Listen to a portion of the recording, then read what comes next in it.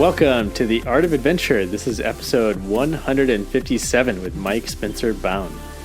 The Art of Adventure is the podcast that helps you travel the world, run your business, and embark on an epic quest. I'm your host, lead explorer, and guide, Derek Loudermilk. You can head over to derekloudermilk.com to check out the show notes for this episode and sign up for the Art of Adventure email newsletter, where you'll get my monthly reading recommendations, among other things. If you're looking to start a business that you can take anywhere to be a digital nomad, if you will, you can head over to my coaching page and sign up for a free 30-minute strategy session with me. Today on the show, we have Mike Spencer Bown. And let me tell you that I was pretty giddy, very excited to do this episode. All of my episodes are my favorite, but this is even my favorite-er, because Mike is known as the most traveled man in the world, perhaps the most traveled man in history.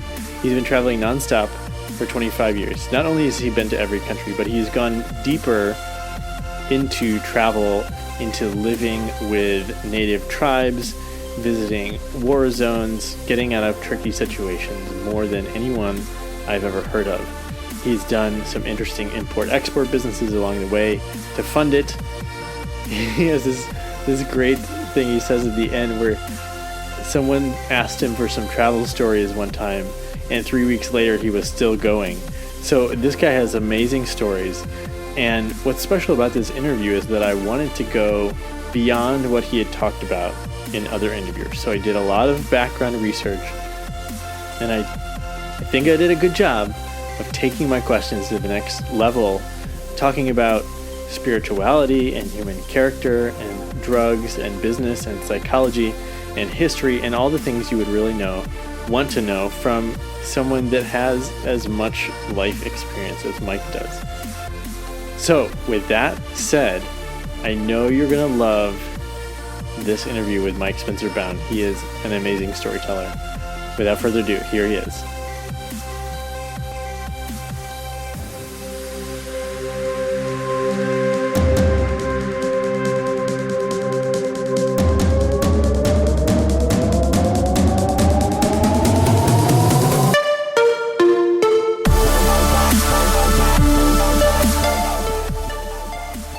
Welcome back to The Art of Adventure, and I'm really excited to welcome Mike Spencer Bown to the podcast. Welcome to the show.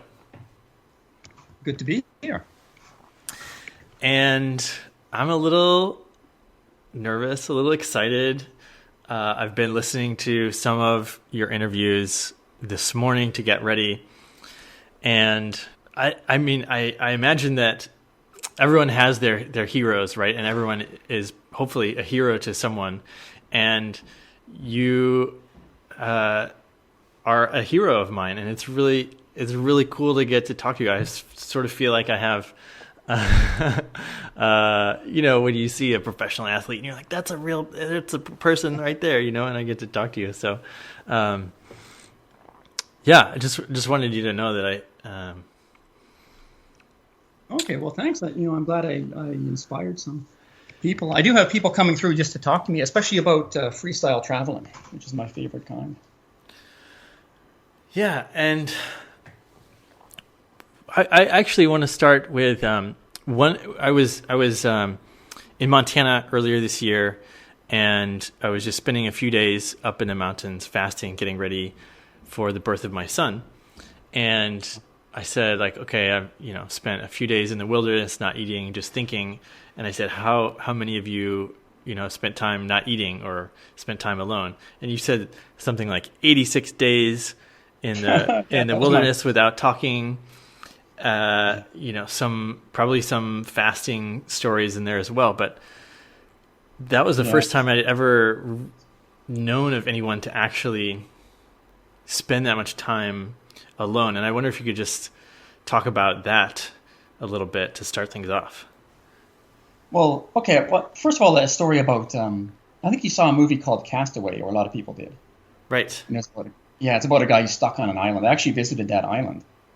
And the local guy who took me, first of all, about the island, you can get off it really easily. There's a nearby island and another island you can get right back to. Tom Hanks' character knew that. Yeah, easy to escape. So it's a bit of a silly movie that way. But they actually got it all wrong in terms of the effects of being alone. So I think for a cinematographical effect, they had him coming out of being on this island for so many years, and he was interested in this little mechanism where you could have a flame appear. But that's not interesting when you're alone that long. What's amazingly interesting is when you see another person, because people are so complicated, far beyond a lighter. So, that's what really, it's almost like when you're coming out of the bush, you're just amazed that there's other minds around you again. And your concentration works almost focused like a laser beam. It's quite an interesting effect. It's part of being bush crazy. When so that's what he would have. We're in the bush. When you say the bush, where is that? In Canada? Usually I do in North America. I've done a little bit in the Congo, but I didn't go as long in the Congo because it was, it's more dangerous there.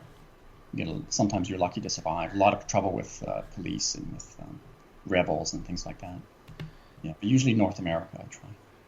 And you're living off the land when you're there? Yeah, basically. But I learned from 1 year where I almost starved to death that I would always keep a emergency supply of food. Okay, it can get dangerous, especially if you catch giardia. So when I was younger, I wasn't as skilled or experienced with giardia, which I'm sure you've had a lot of experience with over the years. Oh, I haven't. Thank goodness. You never? Oh, wow. Okay. Well, not that I know of. You're lucky, man. Yeah, I generally get giardia at least once a year. I had it in Moldova even over the summer. Well, who knows? I guess I don't really keep track of what I'm not taking a microscope out and looking at what I'm contracting. Well, giardia you notice because you feel it's almost like it mirrors the initial feeling of malaria, but then it diverges and it becomes different. You get like a different sort of depression and then serious stomach trouble. And you've had malaria as well. Yeah, I had malaria twice. That's from the bush as well, up in the Fulan Highlands and in Guinea-Bissau. When you really get into the jungle, it gets quite rudimentary. There's one time I was traveling in a Peugeot station wagon, and there were 18 of us crowded in there. We were almost like solid flesh, crammed into the station wagon. And for days and days and days, we were trying to get through a dirt road through a jungle, just kind of bouncing along. And you couldn't even move. If mosquitoes came in and bit you, they bit you. And when it came time to sleep, like sometimes the car would just stop. Everyone gets out and just sort of lays there in the mud with a bunch of goats and stuff coming by in the night, and mosquitoes biting you the whole time. And then, once I awoke to see why we'd stopped, and it's because it was a raft to get across the river. So we had to put the car on the raft, and then we all heave and bring it across on the ropes. Wow. Mosquitoes. When I was in Canada, actually, in the Quetico, we were carrying the canoes on top of our head for the portage. And what would happen is the mosquitoes would all fly up under the canoe, and it was like this nice little dome that they would all just hover right around your face. And in order to hold the canoe with one hand, you were sort of swatting away at the mosquitoes, and it was an endless task. Yeah, but no malaria. If you smell like soap, or if you've washed. So often, if you go unwashed for about 30 days, you get less mosquitoes and less black flies. Wow, unwashed? I have not. Well, see, I've never even been a month in the wilderness straight. Oh, you get a lot. It's really interesting, actually. It's one of the most mind-bending things I've ever done. I mean, eventually I stopped doing it because it was too mind-bending. So it's really hard to come back from. Like when you come out in your bush crazy, it's usually 1 for 1 of hard work to get back to normal. So if you've been up for 6 months, it takes 6 months to get normal again. And that's of hard work, like equivalent to saying, I'm going to study Japanese language, as a professional, like an actual student in there paying money and doing it. So it's that sort of work to get back to normal. And the work is in relating to other people again? Yeah, you lose your social skills. In fact, you have a different kind of social skill. And I almost think that it might be, I almost think that it's like human nature. There's 2 sides to it. So you get your regular one for being in camp, and we're evolved toward that. And that's the only one we use now. But there's actually a flip side. So on the other side, you have one just for being alone in the wilderness, hunting or perhaps even banished.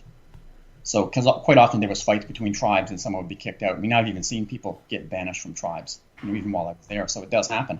And when you come back and try to recontact with a tribe, you don't know what's happened politically in the time you were gone. And it could even be an enemy tribe. So I think that's part of the reason that you become so focused in your mind while you're out, that when you finally see humans again, you're almost like over-focused like a laser. and you can essentially read minds. So, Wow. so in real time, you can figure out political machinations going on in amongst tribal people. I definitely want to talk about that. I also want to first ask you.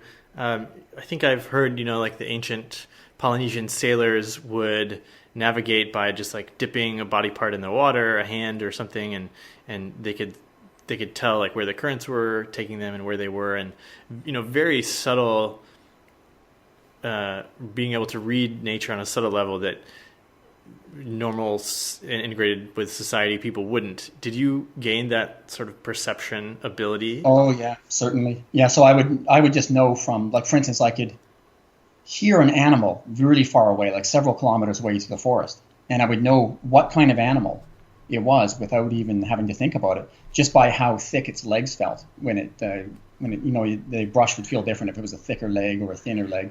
So I basically know what was going on, or like squirrels would sometimes go off and they're painting an animal with noise to force it to push on, and you can just tell by the nature of the squirrel sounds what animal it was, and you can even in your mind, it's almost like you'd have like a 3D map of the surrounding valley that you're in, and you just know what animals are going where. You know that an owl's gone here, you know that an elk has climbed here, a bear has passed here, and you see them all too. Like you really notice them. Like if one of them tries to spy on you from behind a distant tree, your brain is just able to pick out that information, and you can look over and just see it instantly.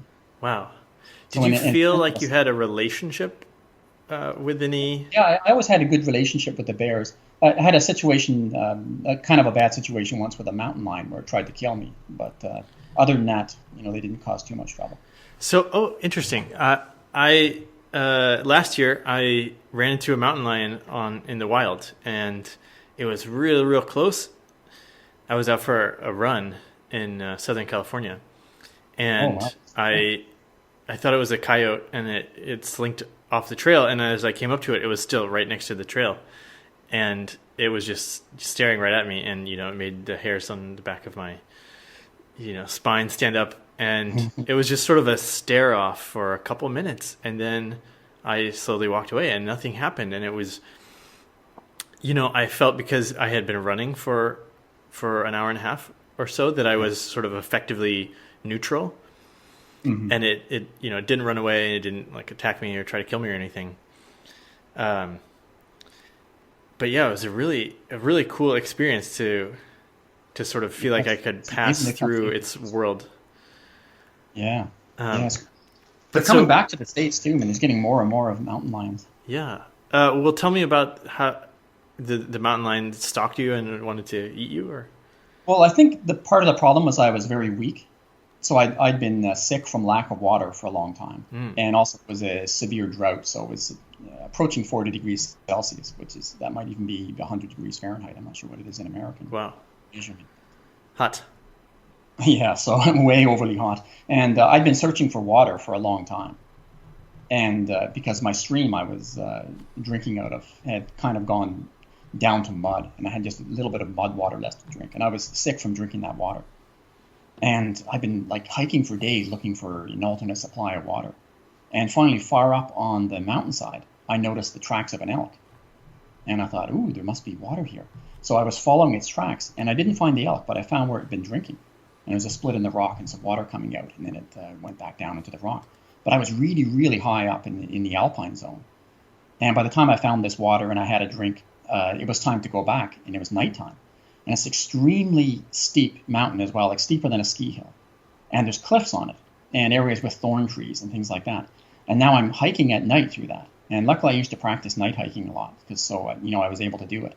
But you really got to look for a glimmer of moonlight to try to guess where trees are, especially guess where cliffs are. But while I was making my way down, which would have been about an hour and a half hike, I passed through a gully, and then I heard a noise behind me. And I was thinking, ooh, is it a bear or a mountain lion? Or perhaps just a deer? And so I stopped to test it. And it took one footstep, and then two footsteps, and then it stopped as well. And I thought, oh no, it's a mountain lion. And I knew which one it was too, because it's one that had come to harass me, I think it was about a month before that.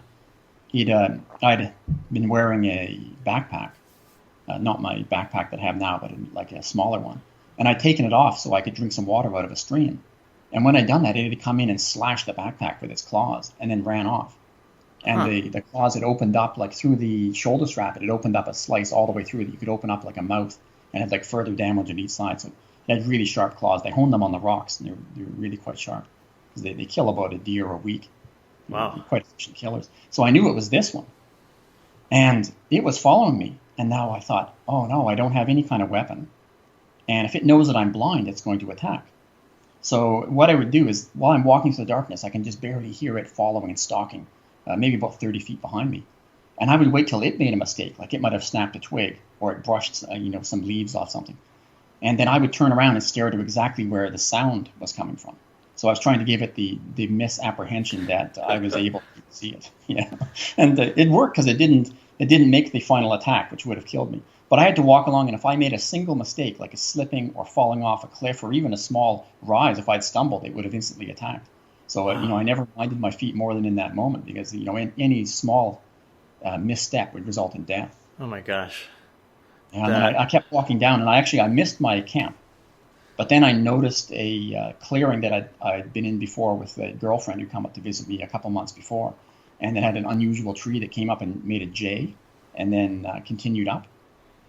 So I noticed this tree against the moonlight, and I knew where I was. And I went back to camp, and I thought, okay, that's the end of the mountain line. And it'll smell, this is my camp. It'll go away. But no, it followed me all the way up, and it was right there. It's starting to get now a little bit into morning, and I could actually see it. And it was coming quite close. And I had no weapons except for I could choose between a hatchet and a stick. And I went with the stick because it was longer. So I kept the hatchet close, but I took this hawthorn stick I've been using to hold up the piece of plastic I was sleeping under. So I didn't have a tent. I would just sleep like open to the wild with a piece of plastic above me. And when it would come in, it started coming in to attack, but it would just flatten its ears and then just rush at me. And it wasn't even making any noise. And I would swing, but I could see it was trying to get inside of my swing. So I'd swing and try to pivot and then try to swing again. And I kept doing this. It was very annoying. Wow. That is fascinating. That's amazing. Yeah. Eventually I got it to back off. I think it knew that I was feeling quite weak because of lack of water or drinking dirty water. I was quite stressed as a result, so that might have been part of the reason. And also I was up in its territory in the darkness, and it sort of brought it down to me. Yeah. Wow. But I had to make a note to my girlfriend. It's the only time I had to do this. I made a note for my girlfriend. She was going to come up and see how I was. And I said, if you can't find me, I've been eaten by a mountain lion, so don't hang around. It's too dangerous. Oh, my gosh. And I stuck that to a tree. Like, there was a big ponderosa pine, and I stuck that to the tree where I thought it wouldn't get blown away. But luckily, it tried to annoy me for maybe about 20 minutes or 30 minutes. But then it backed off mostly, and it stayed more in the distance. But still, there's no way I could sleep that night. I just sat there looking at it. Yeah. Wow. That's amazing. So I want to contrast your solo time out in the bush, not speaking to anyone, with, it seems like most of your travels, and you've been traveling for 25 years or something like that at this point. 25 years for backpacking. Most of the time you're interacting with people as you go. And it's my perception that you are quite good at understanding people, and you've been held at borders, and you're always trying to get into places, and it seems like you have this skill of smooth passage even among people that you don't know. And so I just kind of want to hear your understanding of, I don't know, how you... Yeah, I think I know what you're getting at. Yeah, it came from bush time. So, when I'm writing this book now about my travel experience, and my editor was saying, can't you talk more about how scared you must have felt in these various countries like Iraq during the war or Congo or things like that? And I had to tell him that I wasn't actually scared about that. My ability to deal with danger came from before. So I considered the wilderness more dangerous than the traveling, because I would just take my skills from the wilderness and sort of paste them over onto what I was using for traveling. Now here's an example. Like in the Congo, I'd gone through the Rwenzori Mountains, which was meant to be filled with genocidal Hutu rebels and people like that. But I managed to hitchhike through and not get killed. And when I got into the Congo Basin, I needed to make my way deep into the jungle to try to live with the Bambuti Pygmy tribe. And the situation for that is you try to find a guy who would carry you on his motorbike until you find another guy with a motorbike, and then he'd drop you off and he'd go. So you have all these situations. But the thing is, when you come into one of these small villages and there's a bunch of guys with motorbikes, they'll crowd around. But some of them just want to rob you or kill you. And some of them will take you, and some of them are really good at taking you. And the thing is, they would, in this case, they were speaking in French, and I can understand some, but not all. But it's just as well, because if you're really trying hard to understand the language, you're not watching as much the faces. So, I was able to see different people are offering me different prices or saying they'll take me. And I kind of see like who the other guys would defer to. Because if you got, people from a village, including some outsiders, and let's say there's 25 or 30 of them are trying to offer you a ride on the back of their bike, you can see various people when they talk, how much do other people defer to them. And you can find the people who have a good reputation as a result. And there's even one situation where a guy was slightly more expensive, but it seemed that other people really, really deferred to him. And I said, you're a bit more than the other guys. And he said, yeah, but I don't intend to carry you off into the jungle, slit your throat, and take your money. And I said, that's a good point. Maybe I will pay that extra $1. Do you think... Yeah, but you got to be able to not make these mistakes. Because the thing is, among a group of 25 guys, there probably are 2 or 3 who'll rob you. And since you end up doing this kind of thing, sometimes 5 times, 10 times a day, if you ever make a mistake, you're robbed or even dead. Do you think it's possible for us to, I don't know, be 100% successful in judging what other people's intentions are? I think it is, because I've never had problems from the front. For twice in my life, I've had violent muggers attack me. But one time it was from behind when I was feeling ill. I shouldn't even have gone out. I was in Algeria, actually. Not to say there's anything wrong with Algeria. It's quite friendly people there. But I was feeling really ill. I'm not sure if, for what reason. But I was also feeling bored. And I thought, well, I'm going to go walk around anyway. So I went to the area that was meant to be safest. And I ended up being attacked from behind. And I'm not even sure who did it. But unfortunately, I had my passport with me and some money in a little bag. And this was grabbed, like someone was strangling me and someone else ran off with the bag. And the people in the street were quite shocked. But I think that probably these robbers had noticed an opportunity, like I might have been kind of sluggish or something, or looked like they could get away with it. Yeah. But that's an interesting similarity with the mountain lion. Yeah, I guess so. But I was perhaps, I was thinking when that happened that, I'm getting a bit older, because when I was younger, I would have been more alert. Maybe my hearing is a little bit less. So, but anyway, it happened. But some people from the shops came out and they gave me a stool to sit on and some tea to drink, and they said, well, get your stuff back. And I said, I don't care about the money, just get my passport back, and you can keep the money as a reward. And sure enough, they brought it back. Really? But yeah, so it worked out. Oh. And I had another situation in Angola that was similar. So a few times, I was swarmed by guys who were trying to steal stuff. And one of the times it was on a beach, and there was really nowhere to go to hide. I could have tried to get into an offshore rusted ship, try to climb the walls and hide in there. Yeah. But or there's some ruins. But the thing is, the guys who were attacking me were coordinated by cell phone. So there was a gang of them in the ruins. I'd noticed them coming. And I noticed the guys, the guys who were coming in front, and I thought, oh no, muggers. Because you just see the way they were walking down the beach. They were trying to pretend to be very casual, but I could tell they were muggers. But I could also notice that, but I noticed in one corner of my eye that half the gang had gone into the ruins. So my only choice was the ruined ship offshore, or to just go confront them. And I decided to do that. And of course, they were punching me in the face and things like that. And eventually one of them grabbed the beach bag I had and they ripped it open. And some notes fell out, some currency. And they grabbed a lot of that and ran off with it. But, it's not very serious stuff. I've had friends who've had way more serious. People are getting beat up and killed for their cell phones, especially. Wow. Especially smartphones.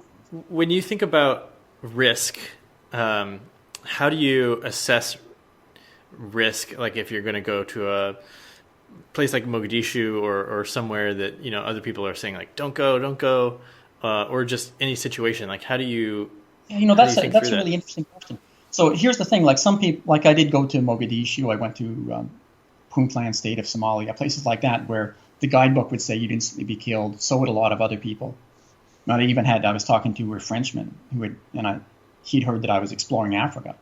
And he says, well, the one place you can't go is Mogadishu.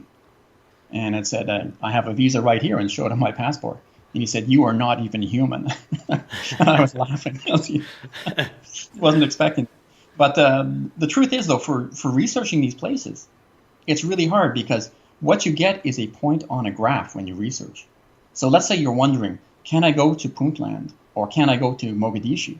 You ask Somali people, and you get a range of answers. Some of them say, oh, no problem. Go there, go to the market, rent a motorbike, ride around. Okay, you get that answer. And now you also get the answer, as soon as you go there, people will immediately kill you, including the government, who are a bunch of pirates, and they'll torture you, and then you'll be killed. So you get that range, and then you get stuff in the middle. And the more you research, it's not like it doesn't coalesce to a real answer. And it doesn't even matter if you're going online or you're talking to other travelers, because the situation changes so much. And all you end up getting is the points on a graph that eventually you've got a graph. And when you notice that you know the shape of the graph, there's no point in continuing to research, because you just get more points and you're filling in these lines, but it's still a graph. And it still shows that a quarter of people, whatever that quarter is, either it's 10 people or it could be 100 people, still a quarter of them think you'll be killed instantly. Maybe a quarter think there's no problem. So after a while, you just have to go for it. Has there been anywhere you decided, I don't want to go? I'm not sure if there is. I mean, there could be a dangerous area that I accidentally missed that I'm not aware of. But I think I've gone to all of them. Yeah, I think I've done them all. Because I did even Iraq during the war, and everyone was saying that wasn't possible. But, I simply dressed up as an Iraqi and just vowed not to speak. And, of course, I would end up having to speak sometimes. Yeah, I thought that I heard that story, and I thought it was fascinating how, first of all, I mean, you have sort of dark features, but you don't necessarily look like an Iraqi. And I don't know. Do you think that you could be a good spy? Like you can just blend in wherever you want to? Is that possible? Yeah, I can pass for Arab for people who don't know what an Arab looks like.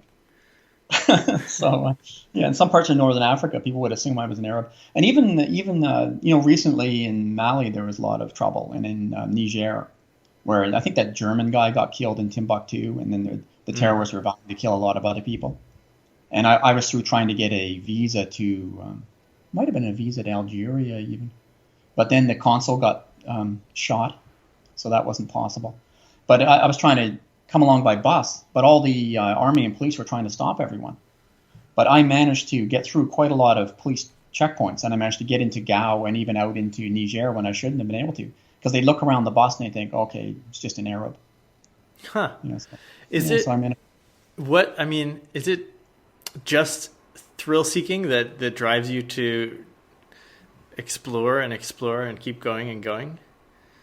I don't think it's so much thrill seeking, because I'm just as happy if I'm on Madagascar and it's not dangerous at all, and I've rented a little hut and I'm above a forest where a bunch of lemurs are making noises and howling to each other.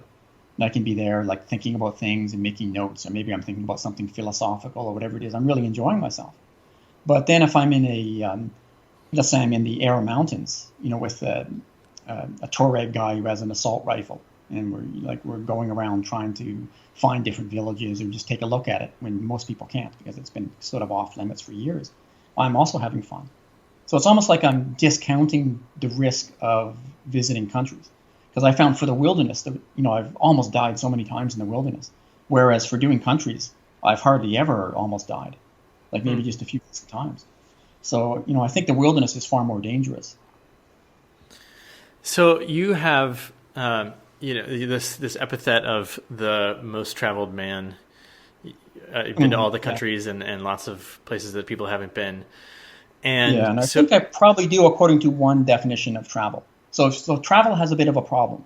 It's almost like it's got, you can almost take definitions and they cluster around 2 points. One of them is very focused on transportation, and one of them is very focused on experiencing the world. So for instance, if someone's on his deathbed and he says, oh, I wish I'd traveled more, he's not talking about the transportation. I'm talking about like the you commute. couldn't say, oh, I can solve it now. Here's a round-the-world plane ticket where you never leave the airport. That wouldn't satisfy him. If you paid for a last trip that he could go somewhere interesting, then it would satisfy him. So you can see how unfortunately there's two meanings for the word. So for the one that means going into countries and really having adventures there and experiences, I think I've probably done the most for over the land. But if you're instead talking about the guy who's taken the most flights, or you've gone from city to city, there's people now who do the whole world in 4 years. So it's almost like they're looking at speed, and they're really fixated on transport. Yeah. Yeah, and those people do way more transport than me. So, I'd almost call them passengers in a way. So I'm not the world's greatest passenger by any means. These guys have done a lot more than me. But for the backpacking stuff, I've probably done the most. So the reason I bring that up is because you're in a sort of a unique position in that you, I don't know, you talked about being up in Madagascar, like thinking about philosophical questions. And I'm really just curious, what are some of the meta patterns you've observed about people or the world? What are some of the truths that you feel that you know now after this huge amount of time just exploring and traveling? Well, I think I really understand spirituality quite a lot better than I originally did. Like, I used to be extremely suspicious of it, and even I would laugh at it. Because you can see with religions, they evolve. It's easier to see the evolution of religions than it is even for animals through fossils. Because you notice, like, when a new religion sort of buds off from its predecessors, it's always something that's a mix of what's around it. And you can see it's coming for political reasons. So, for instance, Sikhism, it's very clear that it's quite an intelligent religion, and the philosophy behind it is excellent. But it is a mixture of some of the better parts of Hinduism and Islam, mixed also with what some people locally had been saying for thousands of years. And the same thing with Christianity. So you can see for political reasons how it would be in the area around Armenia and Georgia, where the first people would declare themselves Christian, because they were looking at a political problem they had. They had virgin goddess worshipping Greeks to one side. They had Jews to another side, to the south, and they had angel worshipping Persians to the east. So they have a political problem where these great empires or possibly aggressive neighbors might be seeking to incorporate them into their own religion and say, you're part of our empire now. So what they want is something that's a little bit different, but not too different than their neighbors. Because you want to be able to say to Jews, like, hey, don't attack us, we're almost like Jews. Or you want to say to Persians, we also worship angels. Or to Greeks, you want to say we also have a virgin mother who's a goddess in a sense. So Christianity really fit that bill because it's like a mashup of all those. Yeah. Where like something Islam wouldn't, because Islam, leaves out the, from the point of view of the Arabs, they were not really in with the Greek stuff. Because they were far enough from the Greeks that they're saying, what's all this stuff about virgin goddesses? We're not really into that. So they just like strengthened more the Jewish and the Persian connection. Wow, fascinating.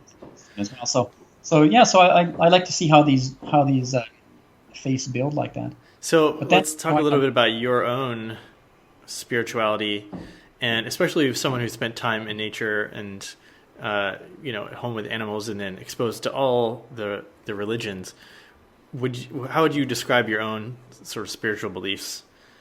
Okay, well, I have there's almost like a fork in my beliefs, because I think the most true spiritual belief in the terms of actually being isomorphic with reality would be the original kind of Buddhism, so the austere kind of Buddhism, the one that would describe like the original Buddhist idea of incarnation, holding two ideas in your mind at once, where when you die you'll be reincarnated, so you hold that one view, and you also hold the view there is no you simultaneously.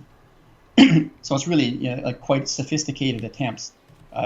It's almost probably best represented by Zen, like very sophisticated attempts to get people to go beyond concepts and to try to understand reality sort of directly through the intuition that's been built by your experience as someone on Earth, and even as a species that's been on Earth so long. So that's probably the most objectively true.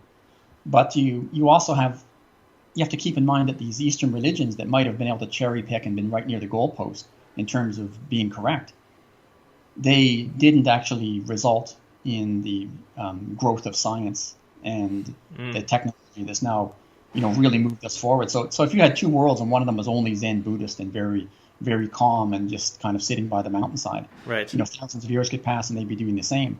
Whereas you might have a Christian religion which is not as realistic, and they haven't cherry-picked the ultimate answers for the universe. And yet, because of that, they've developed their own engineering and their science and other attributes that, including rule of law and strange attributes like this, that are seem to break reality down into pieces and deal with the pieces instead of deal with it holistically. And yet, it turned out that reality is quite difficult to understand. And so if you break it into pieces, maybe you lose some of that truth. but you are able to make advancements, and you can come closer and closer to having power over reality. What would you say is the most spiritual experience you've had? Ooh, I've had a lot of spiritual experiences. You know, often it's just a feeling. So I'd be going along. It could even be just going on a bus, or especially in Nepal is good for spiritual ones. But sometimes you're just in a village and you just feel so happy that you look around, you can see people living in a very natural way, and you can almost see like deep time when you look along the valleys and the rivers and the peaks, and you can see the erosion patterns and all the various, like, you've probably been to Nepal or to Tibet, right? I have not. Oh, wow. Okay. Well, you got a treat in store for you. I have a lot more countries to go. Oh, okay. Yeah, I've been there lots. But it's just amazing the way it's almost like you're looking at the world as a fractal. You get these ridges where you're just going up and up and up. And I remember the first time I was there, I was going up and up and up and up on various buses or bikes or whatever it was, and getting higher and higher and higher. And I thought, okay, now I've really got to be on top. And then you see that the clouds clear and you realize you're just on some sort of route or ridge. You say, okay, well, it must be that the top is a little bit further. So then you travel for another day, and then you think, okay, now I'm on top of something. And then the clouds clear again. You realize that that's just a bit of a ridge that added another ridge that's really the route. And it just keeps going up and up. And you say, where did this fractal end? Wow. And finally you get up into thin air, and it's just an experience. That's cool. Oh, gosh. What? This is so much fun. Do you, so I remember when we started, you were talking about leaving a note for your girlfriend, mm-hmm. I might have died for the mountain lion. Do you have a girlfriend? Have you had them like in places like as you go? I'm not sure. Have you been married? Can you talk a little bit about that? Yeah, I'm almost backwards in terms of, how I did it with regard to girlfriends. Because a lot of travelers like maybe they don't have a girlfriend, they're going around, they're with different kind of girls, they're meeting for short times, and then finally they settle down, that's a bit less travel, and finally they make a house somewhere and they stop. But for me, I was had long-term relationships for a lot of my first years of traveling. So I say when I was a relatively inexperienced traveler, like I say for the first 10 years of constant travel, I wasn't particularly skillful. So, I was quite tough, like I had a tough stomach and I had an ability to withstand a lot of punishment. So I could go into some areas that require a lot of discomfort, but I wasn't particularly knowledgeable. And during that time, I was always almost always traveling with a girlfriend. And then it came to be less and less, and finally I was mostly traveling alone. And I wonder if, part of it, I was doing some countries that no girlfriend really wants to go to as well, so that might be part of it. You just mentioned the ability to withstand discomfort. And I think the Buddha even has a quote like one of his superpowers is being able to fast or something. And travelers, we're always waiting in line, or we're sitting on a bus for a long ride. What do you think some of your best skills or superpowers are? Okay, well, even before I was a skilled traveler, let's say I'd only been going for maybe 8 or 9 years out, I still knew some minor skills. Like, for instance, when I would arrive in the airport in Thailand, in Bangkok, I would go down, let's say I wanted to fly out to an island. They had like a Bangkok Airways or something like that. It was like a smaller airway. And I just had a little trick for that where I'd go into the room and it'd be full of a whole bunch of Southern Europeans and Israelis and people like that who are quite emotional. And they're trying to get on a flight. And they're just shouting and they're being quite rude and extremely aggressive. And you can just see that the Thai girls behind the desk really don't like this. So I knew something where I was saying, oh, a Thai culture. Okay, I'll just do things in the Thai style. So I would go up and very politely ask if it's possible to get on the next flight. And they would say, oh, sorry, sir, it's all full. But, you can wait. And I'd say, okay, thank you. And do a little bit of a bow and, something with my hands or, just very traditionally Thai. And then just go and sit down extremely politely. And what I would find is that I'd weasel my way on to the next flight as a result of just behaving like a Thai. Whereas the guys who were shouting and being really aggressive, behaving as you would have to be if you were in India or Southern Europe, they weren't getting anywhere. So part of a traveling skill is learn to adjust to the culture you're in. Like if you try that same Thai thing in India, though, it's not going to work. I mean, there you really do have to push and sort of, get in line. I mean, less than it used to be, but you have to be more aggressive if you're in India. Or Do you think that people in most places have the view that their city or their way of life is how most people are, that they're sort of the center of the universe?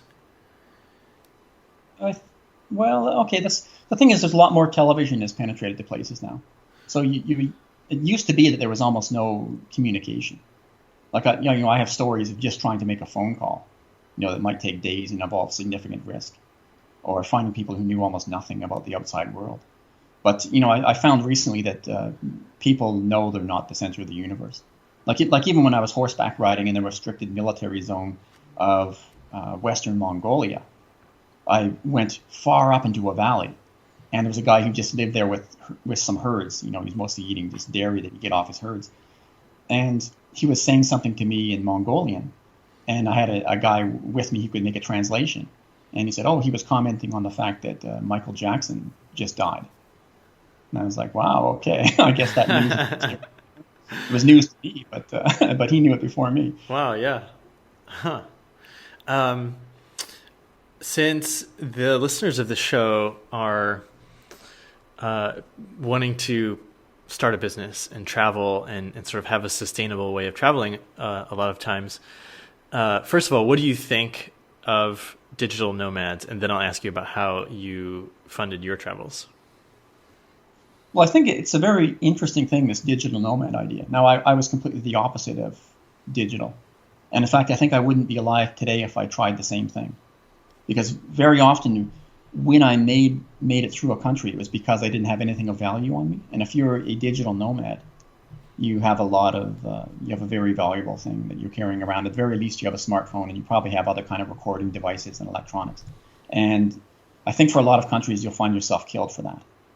So I'm glad that I didn't try that, because I probably wouldn't have survived, or I would have had to really curtail what I would do. Like I have an example from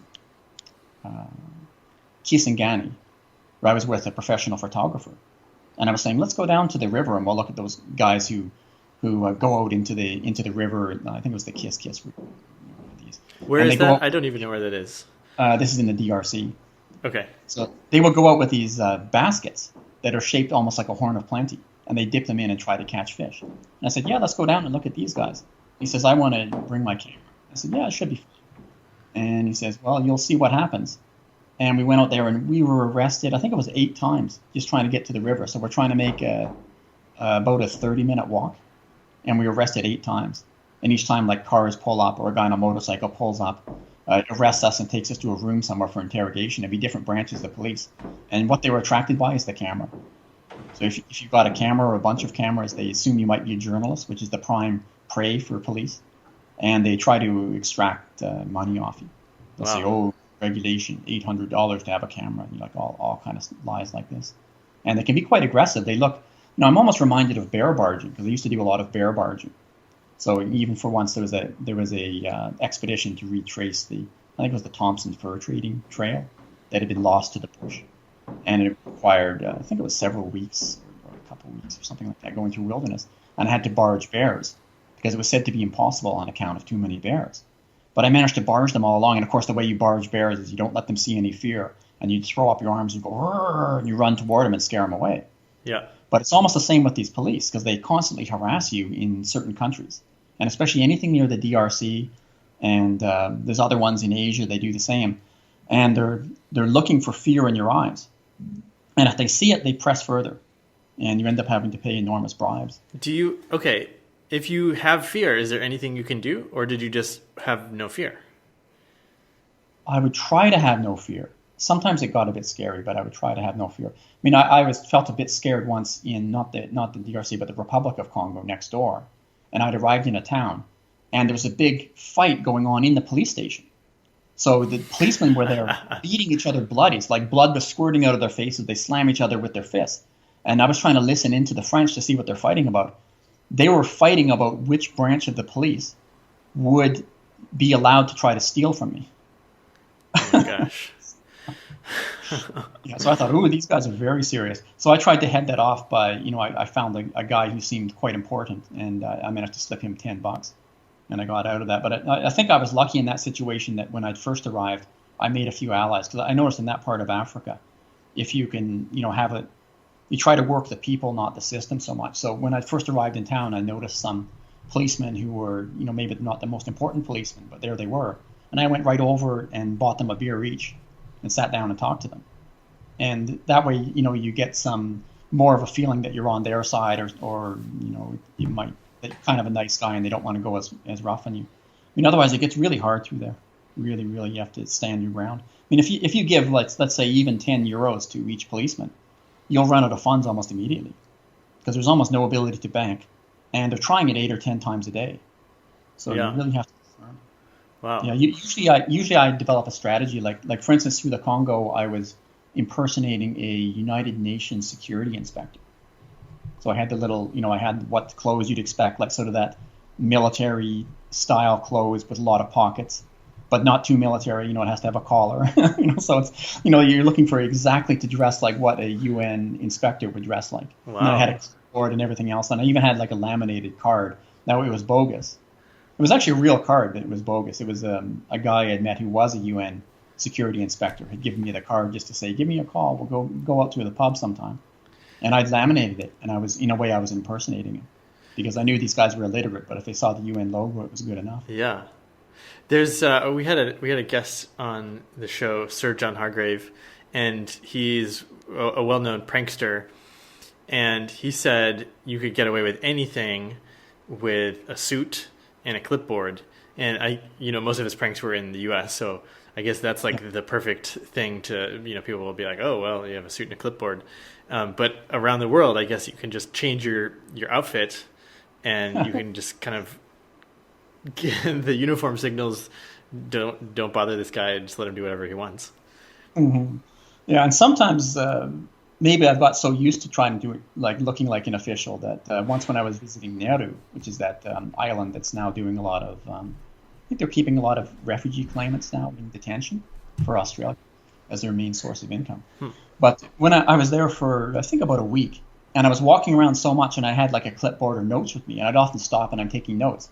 But really, these notes are for my own use. But I learned later that everyone on the island thought I was a journalist, and they were all speculating as to what kind of story I was writing. Yeah, really, I was just wandering around making notes of funny conversations I had and things like that.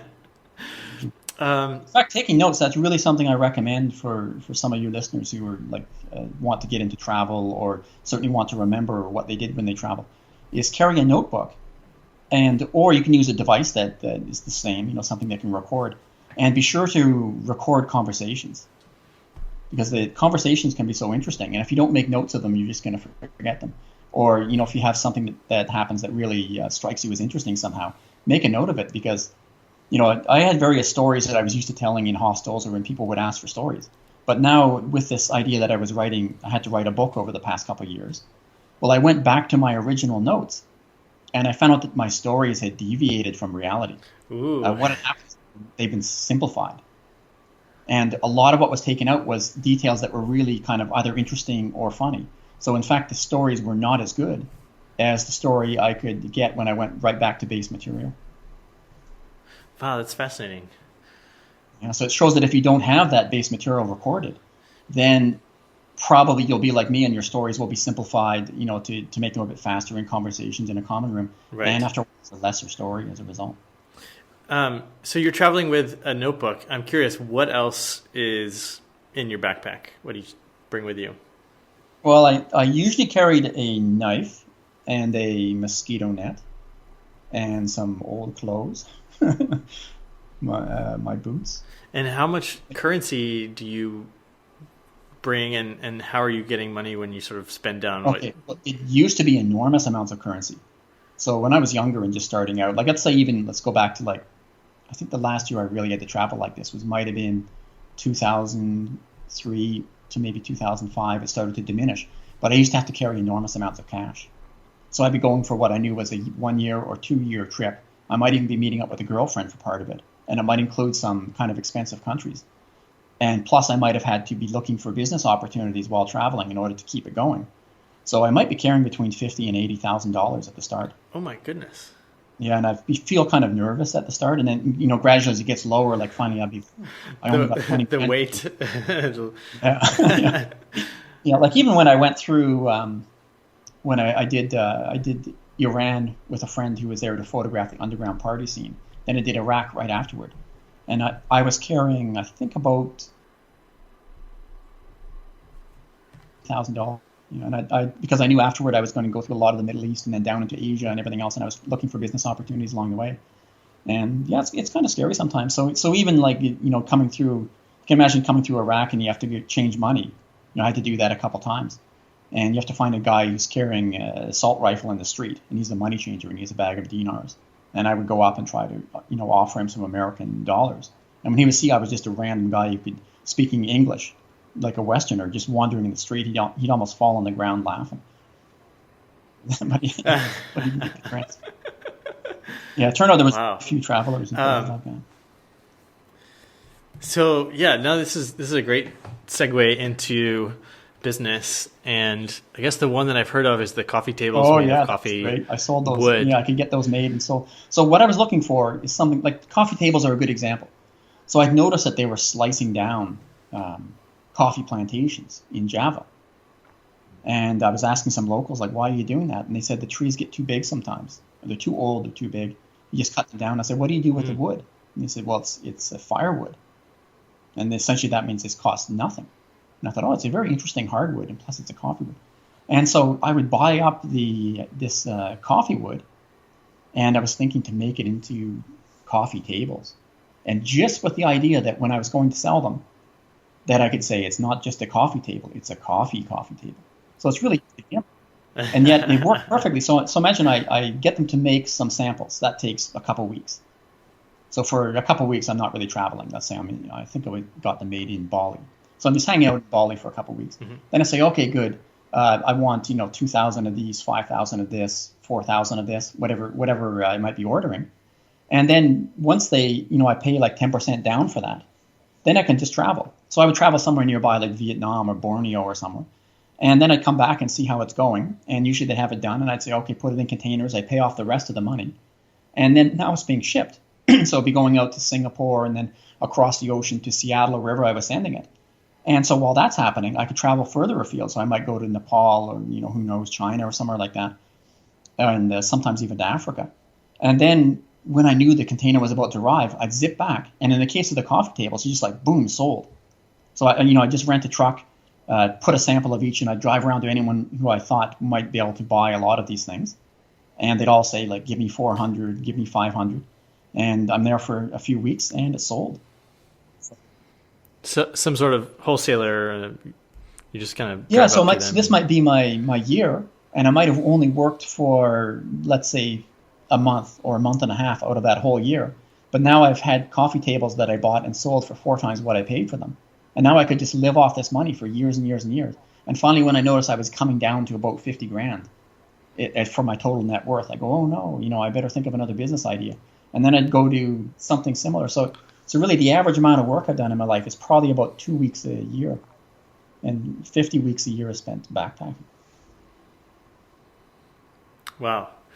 Yeah, but this is old school manufacturing and stuff. So, I had the advantage of the instabilities back then as well. So, trying to get stuff manufactured in Asia, like once there was the Thai baht crisis and that really spread, and the value of the local currency dipped amazingly.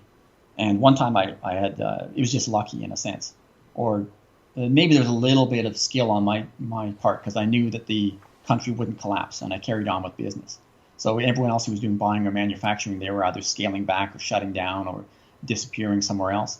And I thought, I don't think Indonesia, I don't think Thailand's going to collapse. So I took that gamble and carried ahead.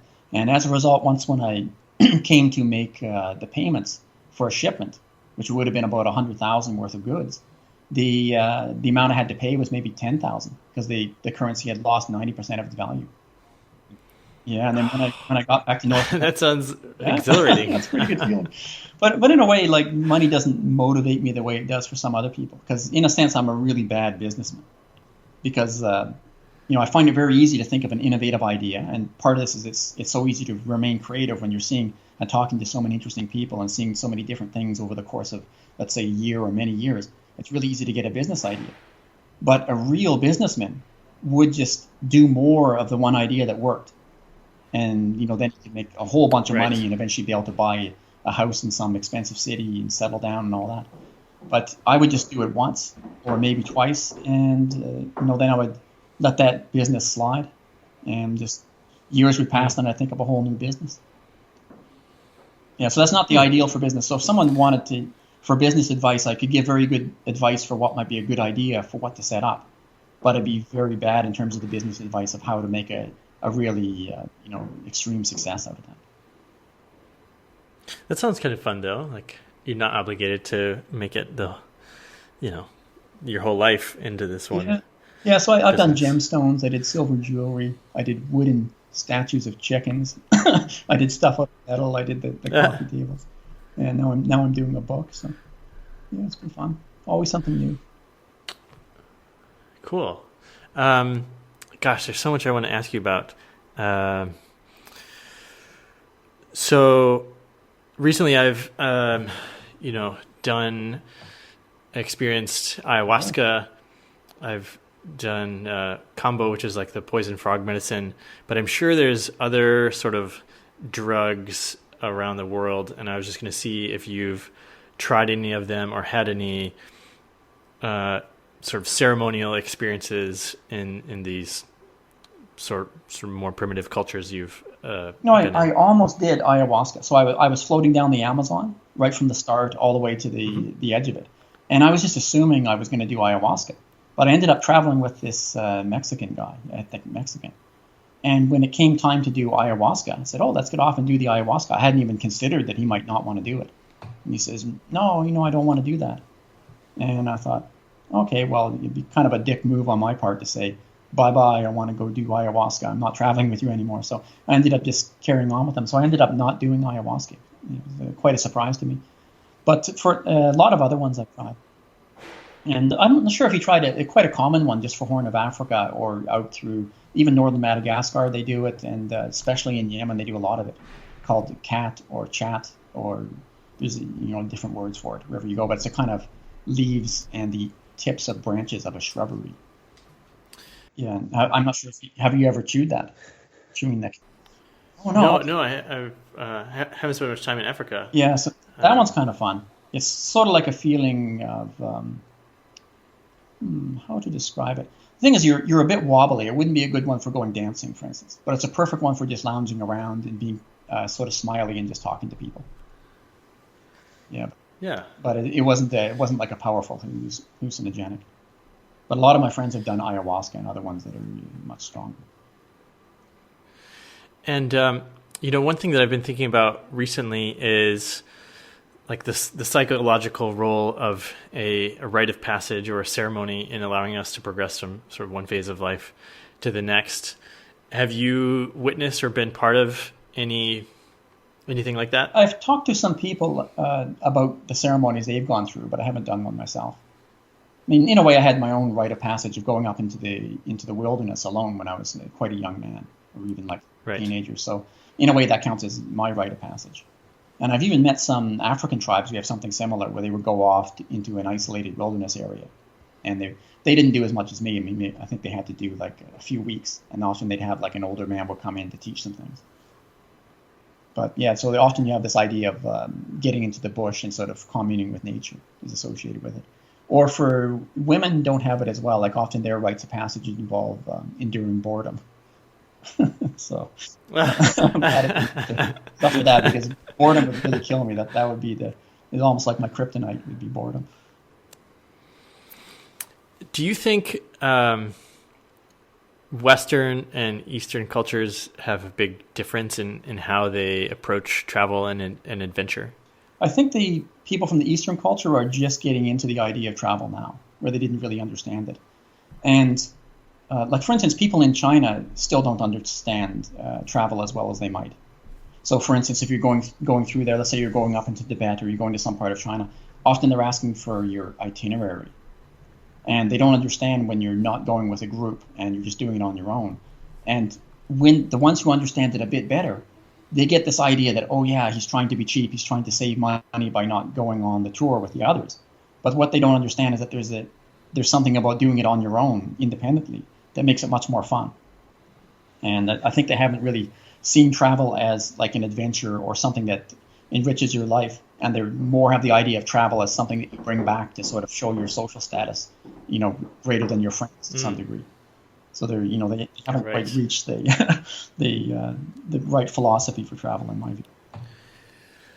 When I think about some of the greatest travelers and the early European travel writers and Marco Polo and other guys that are traveling, I guess it seems like most of the record of exploration comes from Europe and not necessarily from China that much. But I guess not reading Chinese, I don't know. But it seemed like I don't know, that Western culture had more of a drive to like discover and find something new and maybe, get out of their town for a while. And then in the East, it wasn't such a pressure. Yeah. Well, the Westerners did go through an amazing revolution. So if you look at the revolutions in human history, you have the one where people were first getting into farming instead of hunter-gatherer. And, this went on for about 10,000 years. And during that time, people were trying to find the best way to organize their society. And they almost all settled on various versions of feudalism. So I think feudalism is a very natural human way to live, where things make sense and you can justify what happens here and what happens there. And in fact, it's much more planned or ceremonial for the decisions that are made for how to allocate resources. And I think this is something that's deeply ingrained in humans. So it's, it's like when wise men and philosophers were asked for thousands of years how best to organize society, they all came up with some idea of a centrally planned feudal, as in hierarchical society with people knowing their place.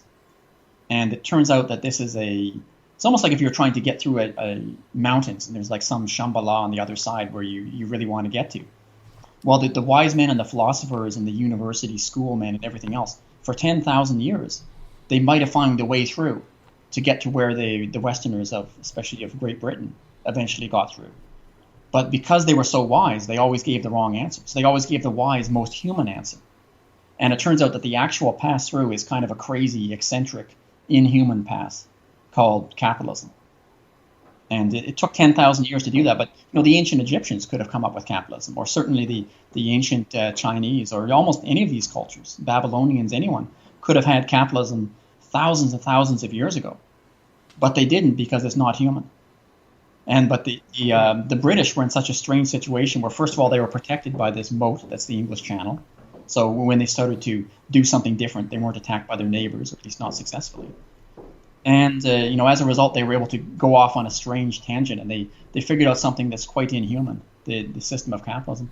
And I think that's what was behind the European conquest of the world, essentially. They developed a new way of doing things that it wasn't human, and it's not very satisfying to most people, but it's extremely powerful.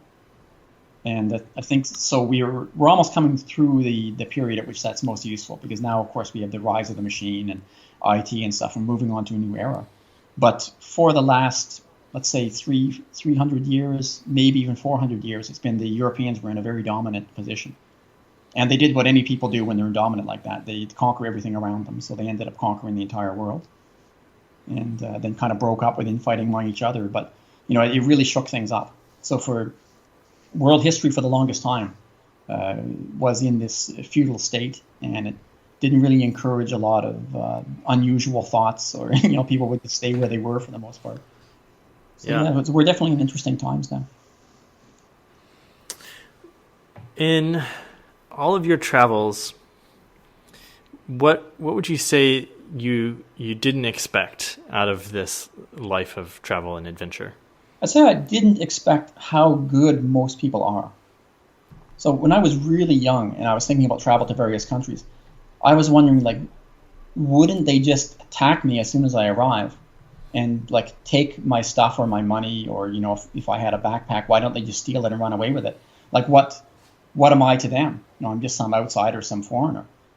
And yet I found that there's enough people who are friendly and really quite generous, that as long as you're able to recognize who these people are, you can just sort of be passed between them, or sort of just make sure that you only encounter mostly them, and just sort of drift along and experience all these countries and cultures and everything else in a really friendly manner. And I wouldn't have thought that possible. I would have thought that there would be areas where people are just extremely hostile.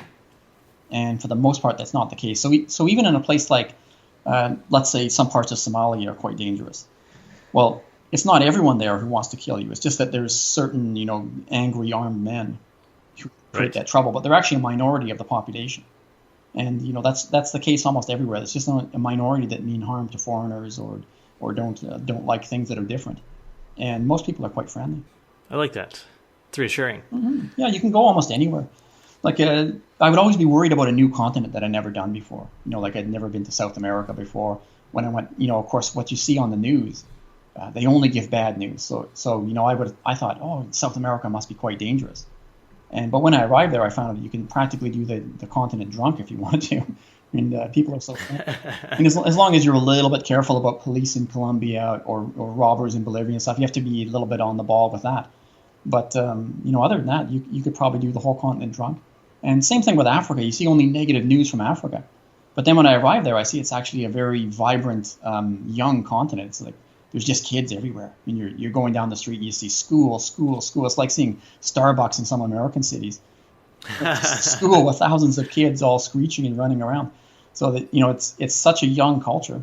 And as a result, the kids are so excited about their future. Yeah, it's a lot of fun to travel through there. I love it. But my opinion before going there was, oh no, it's going to be a lot of dangerous countries. And it turned out there are some dangerous ones, but 80% of them not dangerous at all. And some of them that people had told me was really dangerous, like in Nigeria, for instance. They said, oh yeah, you'll get killed there. And I ended up testing this when I was in Cameroon, I went up to the far northern border. And there's actually no through roads because there's a big volcano right up against the sea there. And there's like a town that's quite picturesque. And I was there for a while and I was thinking, I want to get into Nigeria. So I just I asked around the port a bit and I found a guy who had a fiberglass boat and he was going to take a load of edible tree leaves. They have a type of tree leaf that they crush up and they use it as kind of like a salad. And he was going to take them over to Nigeria. So I just paid him a bit of money to hop on his boat. So I'm on this little fiberglass boat bouncing up and down through the waves. And eventually we made it all the way to the Delta. And finally, a police boat intercepted us, and they were horrified that a white man was out there bobbing around in the Delta. And I thought, it shouldn't be so bad for the Cross River Delta. And they said, no, it's as bad as the Niger River Delta. So they ended up insisting I sleep on an island that was fortified, and there was a bunch of policemen there. But there was one, quite jolly, very big policeman, and he was wondering if I had any food, and I said, no, not really, just this a tin of sardines. And so he pulled out some white bread that he had with butter on it, and I shared the sardines with him. And he said I could sleep on his section of the concrete floor while he went and slept out on the wharf. And then in the morning for breakfast, we just picked some mangoes off the trees. And then he actually came with me to try to rent a boat that would take me into Nigeria proper, like into, I forget which city it was. It used to be a city famous for slave trading. But anyways, just to really things like this, that, all the images really stick in my mind about how unexpectedly friendly people are, and how, I could see when the policeman was getting onto the boat, I could overhear him talking to another guy saying, make sure this guy gets safely to where he's going. And the guy was like, oh, cool. Yeah, it's just that's great. So many friendly people. And, I had so much fun getting around Nigeria, where even just getting around, you go to the outskirts of town and there's a whole bunch of cars who gather there and wait until they have enough people to drive to the next city. And along the way, there'd be the old grandmothers, and they would be commenting the whole way if they thought the car would make it or not, because a lot of the cars are and there was quite a lot of joking around and fun. It was so much fun.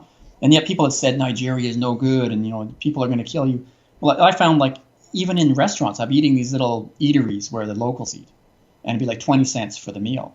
And sometimes when I'd go to pay for my meal, I'd find out that some local guy had paid for me. He says, no, your meal's taken care of. Oh, cool. Wow. Mike, I noticed that we're already over an hour. And so I want to see if there's anything that we haven't touched on that you want to make sure that the listener knows.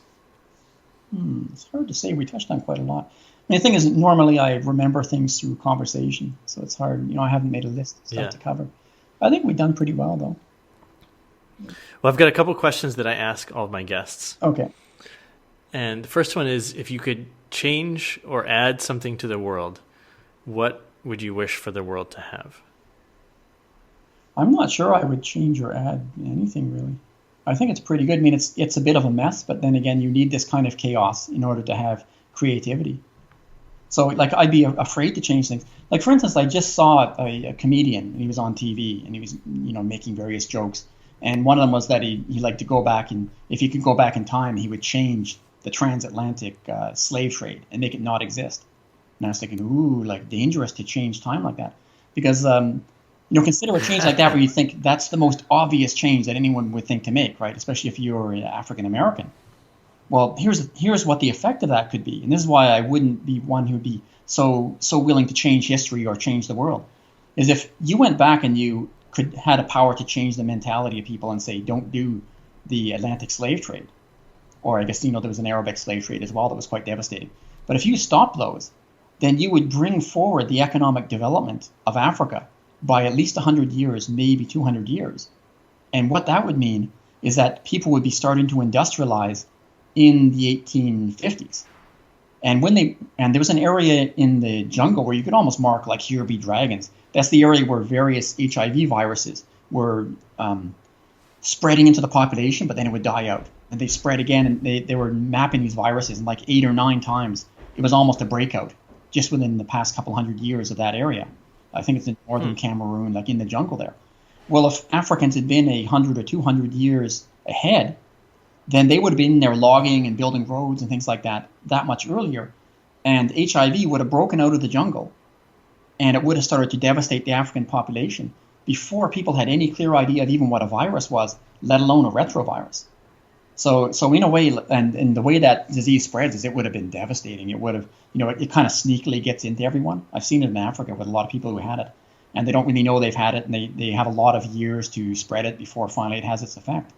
It would have gone everywhere if Africa had been accelerating in development. So it would have almost been like the North American natives where they were wiped out by smallpox. Well, the Africans would have been wiped out by HIV, and then it would have gone elsewhere and caused extreme damage elsewhere as well. So in a sense, it worked out okay from that point of view. I mean, I'm not trying to say like cheer for the slavers, either African or European or Arabic, but just that it just so happened that what they did enabled Africa to be in the very good position that it is in today. So you have they're increasing in number, their economies are growing, and best of all, they were not destroyed. So it's like there's dangers. There's dangers to changing history that way. Yeah, it's like everything is happening as it's supposed to. Yeah, well, I'm not sure that it's supposed to, but some things are. There is so many pathways that things could have taken that if you just go in and try to make a moral choice and make a change, then you might end up with the opposite result, unfortunately. I mean, the same thing happened with that cow medicine in India, where there was a bureaucrat and he said, oh yeah, we're going to allow this medicine to help cows. And then as a result of his decision, 50,000 Indians died. Because it turned out that this medicine was poisonous to birds. And so when a Indian farmer would find that his cow was sick, he might use the medicine. And let's say it didn't work and the cow died anyway. Well, because he's a Hindu, he wouldn't eat it or do anything with the body. So it would just be there, and normally vultures would eat it. But if the vultures ate it and died, then pretty soon there'd be no vultures. So then you'd have a carcass that was not dealt with, and stray dogs would begin to eat it. And then the stray dog population burgeoned massively. And then rabies got into that. And there was an uptick of 50,000 deaths from Indians of rabies. And he would have never thought that he would kill 50,000 people by okaying a medicine for cows that Western countries had told him not to okay because they said it's poisonous to birds. And he thought, well, that's not important. And he just went ahead with the decision. So once again, he was trying to make the right choice. But, it's I'm just saying that it's so hard to know what's going to end up. The downstream effects, yeah. Yeah, so I wouldn't just go around. I think we've done pretty good in terms of the world, so we're not dead from atomic war. It looks like we're advancing in terms of women's rights and things like that. We're doing reasonably well. So I wouldn't want to just reach back into time and start twisting dials because you never know what you would end up with. So, yeah, so I'm just saying I'm not intelligent enough or omniscient enough to touch any of those dials. Do you have a cause? Well, I have like a mini cause. I wouldn't mind if I can separate especially among how the media deal with travelers. I would like to make a clear separation between kinds of travel. So I don't know if you're aware, but there's a woman who's recently is going to be the first woman to have visited all the countries. Oh. So she's almost done. And But unfortunately, so I know a lot of women who are properly visiting each country. They're going there for a long time. They're really going with the local people, and they're eating the local food, and they're seeing things and having adventures. And they're slowly working their way. And some of them are past 100 countries already. But now this woman came in, and it was very 19th century how she did it. So she got corporate sponsorship of $200,000, and she got onto a flight, and just the flight just continued. And she just went boom, boom, boom, boom, boom. And she knocked off all these countries, and now she's about to declare victory, or has. But here's an example of her doing the nation of Tuvalu. So she arrives in the airport, she gets off the plane, she takes a selfie, and does a little bit of blogging, and then steps back onto the same plane she came in from, and off she goes. So she didn't really experience Tuvalu. And a lot of countries she was doing like that just because of the speed of it. And to my view, like, I would like to separate the word travel so it doesn't include that. It seems like all the media attention is going to her as a result, and it's very 19th century. It reminds me of when those newspapers quite early on sent women around the world just by transportation. It's like a test between them. They were having like a round. Something sensational to. Yeah, and in their case, it was so dangerous to be on a boat or like a steamer, or to be on like some sort of biplane buzzing along over jungles, that perhaps it could be considered adventurous, and it's quite interesting. And especially at that time, people were trying to push the limits of transportation, so it made more sense. But now that whole thing, you can see it being repeated with this woman who's doing all the countries almost immediately with corporate sponsorship. Well, this is a transportation thing again. And I'd like the media to get off of that. And there's a lot of interesting women who've done a lot of traveling who would have stories but not stamps. So I wouldn't even mind starting a movement that's stories, not stamps, because someone who's done 80 countries, but they have a lot of interesting stories. This is much better for the media to interview that woman than a woman who's done all the countries by plane, just stepping into airports. Yeah, I like that slogan. Yeah, let's run with it. Yeah, I just thought it up, so maybe I'll try to stick with it. Okay, final question. What is your definition of adventure? I think that it's tied up for me with a lot of freestyle traveling. So for me, adventure, I know there is adventure that's possible if you have everyone organize it for you. You can kind of be along for the ride. But for me, adventure is tied up with just freestyle travel, where you come in and you don't know what's going to happen next. And you just try to meet interesting people, and they give you ideas, or you think up ideas for adventures. And someone might say, let's try to get up through that valley, or let's climb that mountain, or let's try to go down this whole river by this boat here. And you just end up doing it. And almost always it's extremely fun. And you never know what will happen next. And just as situations arise, you try to deal with them at the moment. So that's my favorite kind of adventure. I know that it's possible to do other ones like expedition kind, where everything's very organized, and you might just be someone who's along, not the leader, but just following. But for me, that doesn't fit with my definition as well. Perfect.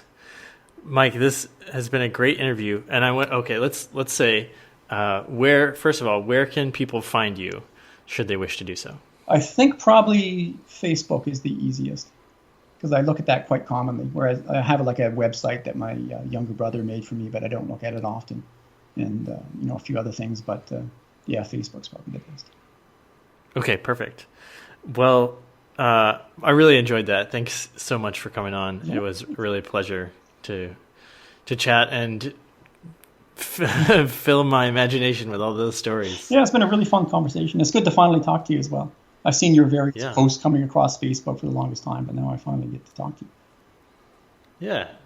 Well, thanks again, and we'll be in touch. Wow, another amazing episode. I hope you guys enjoyed that one with Mike Spencer Bown. I was so excited to record this episode and get it out. It was just so meaningful for me, and the depth of the topics and the amazing stories, it was really a blast to record it.